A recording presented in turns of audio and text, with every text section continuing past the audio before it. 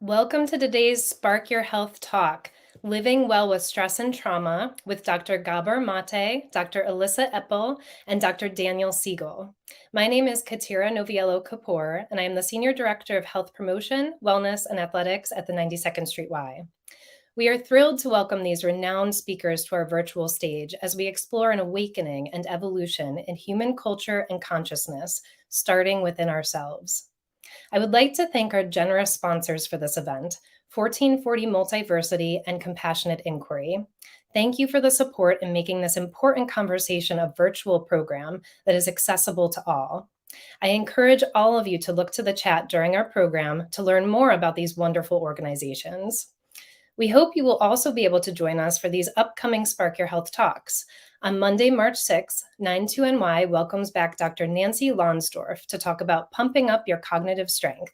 And to continue deepening your understanding of stress reduction, join us on March 14th when we welcome Dr. Pooja Lakshman and Lauren Smith-Brody to discover a revolutionary real self-care framework. We will leave 20 minutes at the end of our program for questions, which will be collected from the chat. So please feel free to submit your questions throughout the duration of the program. I am now pleased to introduce our moderator and fellow speaker this evening, Dr. Elissa Epel. Dr. Elissa Epel is a professor and vice chair in the Department of Psychiatry at University of California, San Francisco. Dr. Epel also leads a mental health council as part of the UC-wide Center for Climate, Health, and Equity.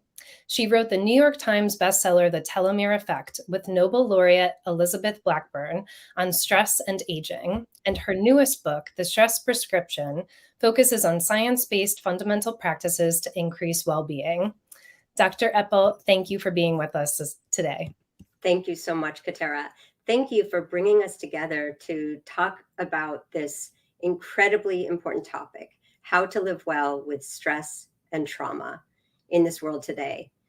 And I'm just so pleased to be here with my two colleagues, Gabor Maté and Dan Siegel, who have very innovative and integrative insights on why we are so stressed at this moment.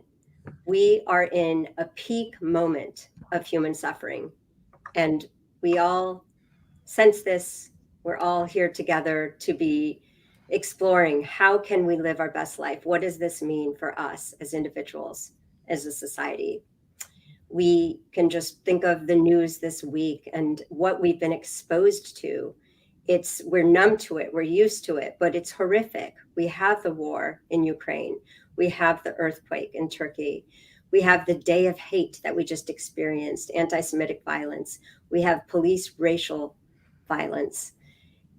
And we have our personal and our own emotional struggles that are inevitable being a human. And so we have these layered dimensions of adversity. I've been studying stress for 30 years, how it gets under the skin, how it affects aging in the body. And one of the most important aspects of being a human and having this human body and being able to live well with stress is a deep understanding of what stress is and how we can best live with it. So I am so pleased to have this discussion, not just about core root causes of our suffering, but also the tremendous hope of living in this moment, of being a human who has such insight and knowledge, and our actions matter so much for our future generations. So let me introduce my two colleagues here, Dan Siegel, who's the executive director of the Mindsight Institute. He's a household name in many countries for his work on helping us understand how the brain works, the social mammal brain, interpersonal neurobiology, attachment, parenting. He just wrote, after 20 bestsellers, he wrote his magnum opus, IntraConnected, me plus we as the integration of self, identity, and belonging, which really explains some of our causes of misery, our narrative of the solo self. Dan is going to help us understand how we can wake up from this lie of the separate self. And Gabor Maté, physician, best-selling author, He has brought us so much insight over decades on understanding addiction, trauma, child development. Gabor has struck a deep chord of resonance across the world with his views about trauma. He's also just shared with the world his magnum opus, The Myth of Normal. And he points out how we can live with unrecognized trauma and hidden daily stress. And he's creating a paradigm shift in how we view and understand trauma. So we have these human bodies that have these sensitized stress response systems, and it's really not easy to walk around as a human these days. And we often cut off from our body, just kind of try to live in our head. And whereas part of the whole answer and solution is not viewing negative emotions as the problem, but actually naming them, being aware of them, and listening to our body. So we'll get more into that. So I'd like to start by welcoming both of you. Thank you for joining me. Thanks for having us. Dan, why don't we start with you? So in this state of affairs that has brought us all together, can you describe to us, is part of this place of this peak of human suffering that we're in caused by our own doing, our limitations in how we understand our mind? You know, one way to begin this discussion, I think, is to say that when we feel overwhelmed, when something meaningful is at stake and we feel hopeless for what the future holds or helpless to do something about it, it can make that understandable stress of a meaningful thing happening to turn into distress. And in some ways, the related topic for today is about trauma, when events that are happening can overwhelm our ability to cope and lead to lasting negative impacts that both you, Elissa, and Gabor, you have beautifully written about. And so what I'd like to just present is the view that one of the messages that modern culture has been giving that is very different from what indigenous wisdom has taught us from thousands of years of various traditions from around the world, and also paralleled by contemplative wisdom practices from thousands of years, also from around the world, is the view that modern culture says the self is the same as the individual, that who we are is just this person in a singular body or bodies like ours. If we call that the solo self, this isolated, separated view of what the self is, we go against what indigenous teachings have taught. We go against what contemplative teachings have taught. And yet we embed this in the way we parent our children, the way we school them in educational programs, the way culture at large is telling us that we're separate. What I want to suggest to you is that that mechanism of the solo self seeps into our core, into our soul, into our minds, and has us feel without even our awareness that there's something not quite right.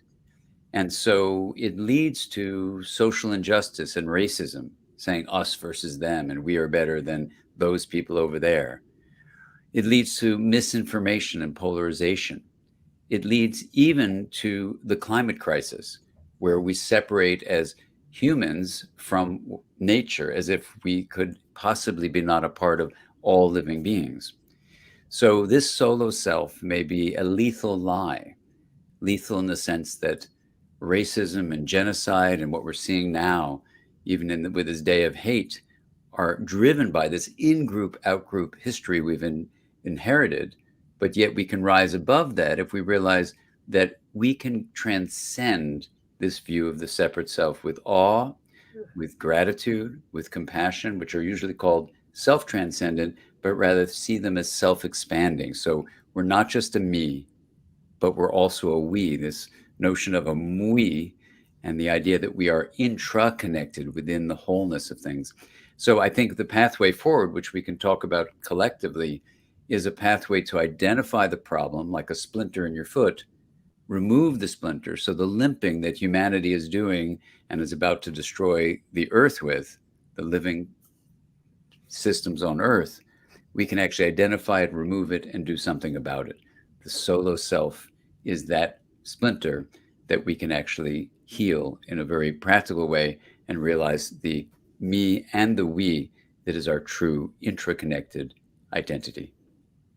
Beautiful. Thank you so much, Dan. We'll want the technology for removing the splinter soon. So, Gabor, in thinking about this mental health epidemic, particularly of our youth, and how people are interpreting the world, I would love to hear how you think of trauma, the role trauma plays in our mental health crisis. Thank you, Elissa. I'll address that in a moment. Let me just first register my pleasure in being on line with the two of you. I happen to have two good books in my possession here. One is called The Stress Prescription by Elissa, and the other is Dan's wonderful IntraConnected. These books are never far from my reach. I'm also unique in this crew because I'm the only one who's interviewed the other two for his own book. So both of you are in my book, The Myth of Normal, and deservedly so, because you both contributed so much to my own understanding of things. And it's quite remarkable that all three of us have come up with books within a few months of each other, except in the case of Dan, because he writes a book every 2 weeks. So it's not hard to coincide with him. Let me address one more issue here. This just happened today. Pope Francis, 3 days ago, I should say 2 weeks ago, put out a tweet. And he said, social justice demands that we fight against the causes of poverty, inequality, and the lack of labor, land, and lodging, against those who deny social and labor rights, and against a culture that leads to taking away the dignity of others. This is Pope Francis, a very famous Canadian psychologist who I'll not dignify by mentioning by name here, but you would know of him, many of you. He tweeted back, "There's nothing Christian about social justice. Redemptive salvation is a matter of the individual soul." Wow. Now, here's a psychologist who understands nothing about human beings whatsoever.